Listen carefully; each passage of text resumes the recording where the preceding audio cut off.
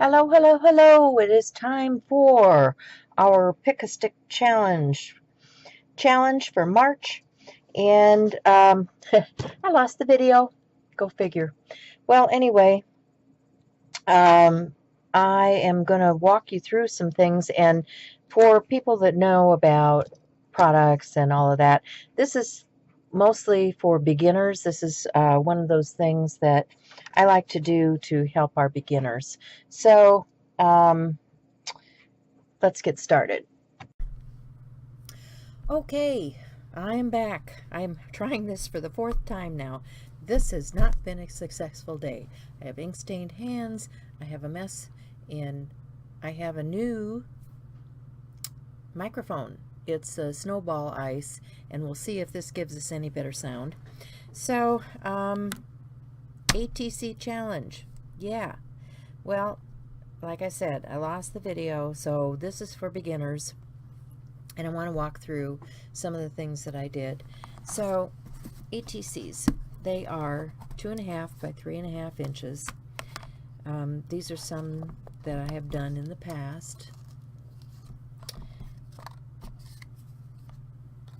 And typically what you do is you put your information on the back of the card and trade them with other artists.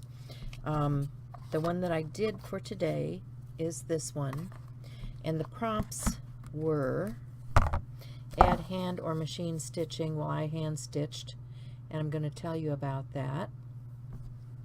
What I used was some waxed linen thread, and in order to sew with something that thick, what I like to use is a big eye needle. You may say, what is a big eye needle? Well, if you look at this, let's see if I can get it open so that you can see it. Yeah, with the way my day's going, probably not. Okay, so you see it has a really 2 bands coming down and joined at the ends. And I don't know how to show you this. Here, I'll put my pencil through there. See if that shows it up any better. But you can see that there's a very large opening, so you can get just about any kind of thread or yarn or anything through that. I use these for waxed linen when I'm stitching books. I also use it for jewelry making because the ends are small and many of your bead holes do not accommodate those fat openings on the end for a needle. So big eye needles are a really good thing. I'll try to put a link in for you down below, as I do typically when we're doing something like this.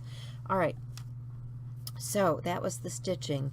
The next thing said to emboss something, and so what I did was I embossed the edge. And when you're talking about embossing, you can work on a number of different things. Yes, there is embossing powder. You can emboss with embossing powder. But what I used was a tool, this one from Heartfelt Creations, and it's to shape your paper with. And when you're shaping paper,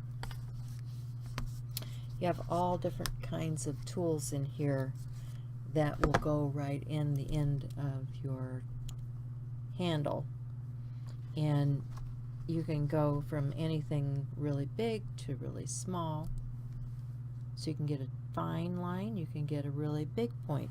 So when you're shaping paper, here's a piece of foam, and let me just get a piece of card here. If you want to shape it, you can just go down in the middle and start rotating, and you can see that what you're getting is a curvature to this. If you want to, you know, create a leaf and you want, whoops, you want the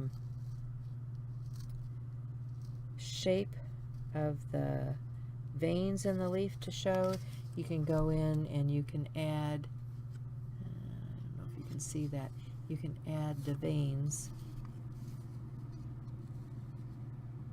just by pushing on the paper on something soft. Now, what I did for mine is embossing is the raising of the paper. So you go on the back side and you push down on the back side, and that makes this side come up.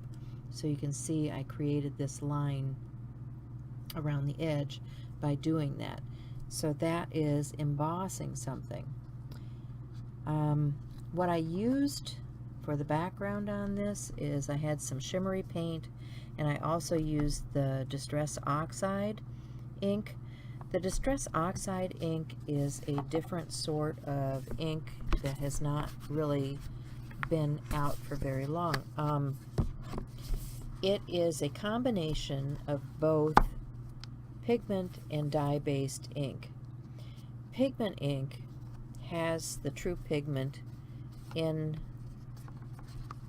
the suspension, and it is opaque, so you don't see through it. It's not like watercolor. It's going to be a solid ink, and that is one of the properties of this particular ink that works so well, is you can use this on a darker colored cardstock,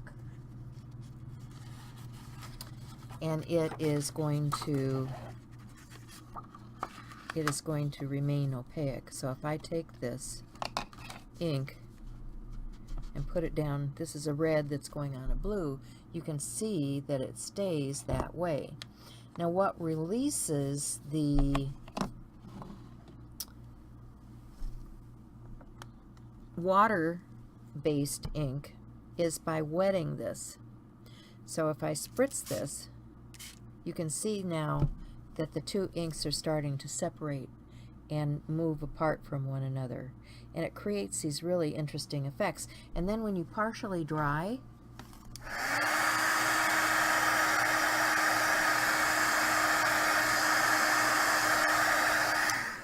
you can partially dry that, and then you can go back and lightly spritz again, and you're going to get these speckled effects. Let me see if I can get in here closer.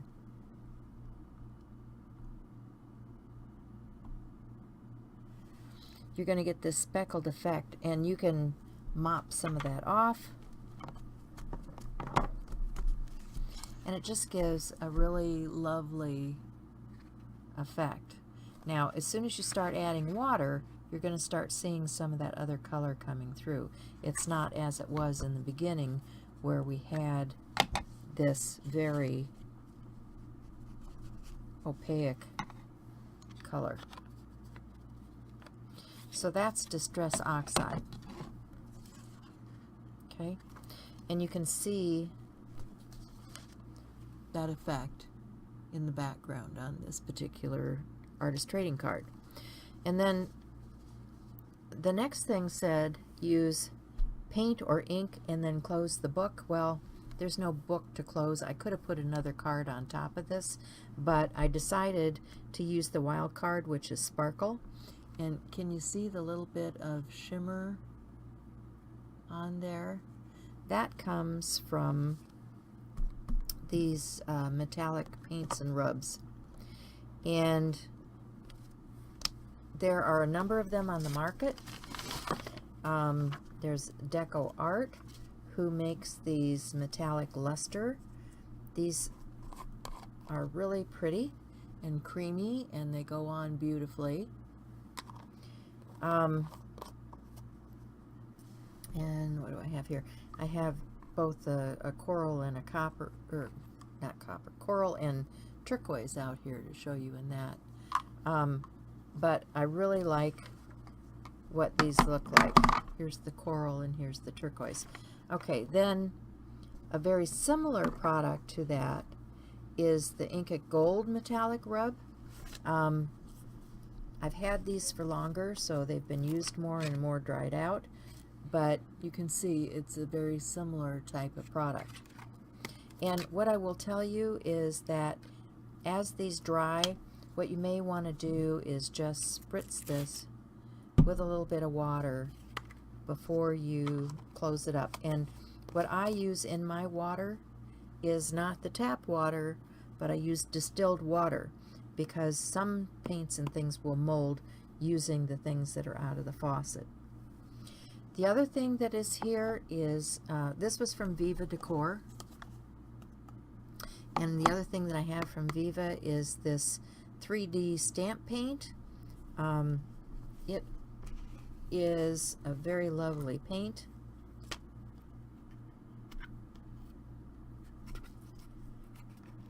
And because you can put it through stencils and it holds its shape, that's why they call it 3D. Got some little goobers on the side. Okay, but you can see the consistency. But the thing about this is I think it has more mica or glitter in the composition of it, because when you look at it, it isn't just shimmery. It has a bit of a sparkle to it. Let me get this up here where you can see it. Okay, this is that paint, and can you see the sparkle? You know, this looks more metallic. This looks more metallic, and this has a shimmer in it. It doesn't show up on camera really well, but trust me, it does. It has more of a sparkle. So if you like more glittery, I would say go with the 3D stamp paint over either one of these two. And then if you're looking for real pretty pastels, Nouveau Embellishment Mousse is out on the market. This is from Tonic Studio, and they have these lovely pastel colors, and it also is a very creamy consistency, very similar to the Deco Art and the Inca Gold. So there's all four of those products, which, you know, any one of them would have been fine, but you know me, I see a new product and it's like, ooh, something new, I gotta have it. Well, you don't have to have it all. I'm showing you now, these are the different paints. Now I have different colors in everything, but you see I'm looking at my Deco Art and my Inca Gold, and I have both of those in a copper, so I'm selling the one from Inca Gold off because I prefer the richness of the copper from Deco Art. So that gives you an overview of some of those shimmery things that I used on here, and you can see it glint a little bit in the lighting. Okay, and then the other thing I wanted to talk to you about is when I did my sewing and I was showing you the needle, I didn't show you what I used to poke my holes with. And these are tools that I well loved and used. This is what they call a paper piercer, and you can see it is all one size down the barrel. It looks like this because I just took my scrap polymer clay, put it around there, and baked it to create a nice handle for myself, so that when I'm punching, you know, I've got something here to hold on to. Now this is an awl, and I got this from, I think, Joann's. They have these in the sewing places or the bookbinding places, and you notice it comes with a nice protector so that you're not poking yourself. That's one feature I like. The other feature is it's a tapered end. So if you're doing bookbinding and you need something stronger that isn't going to break, this is what I recommend over one like this, because it's tapered and it's going to be strong, and you can poke through just like I did with the other one. But if I want to go through and make a much bigger hole, I can.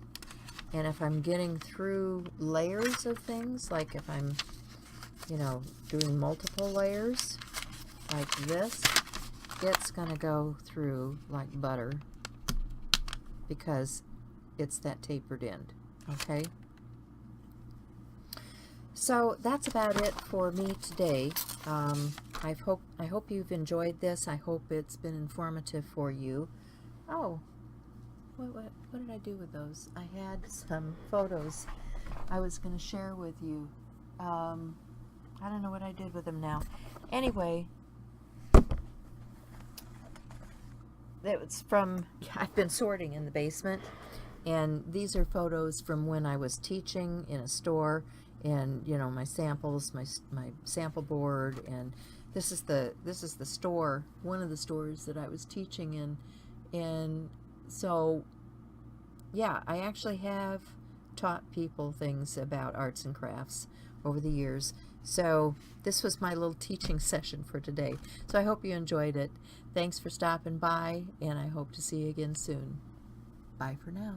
Oh, and join Pick a Stick and give us some thumbs up and likes too.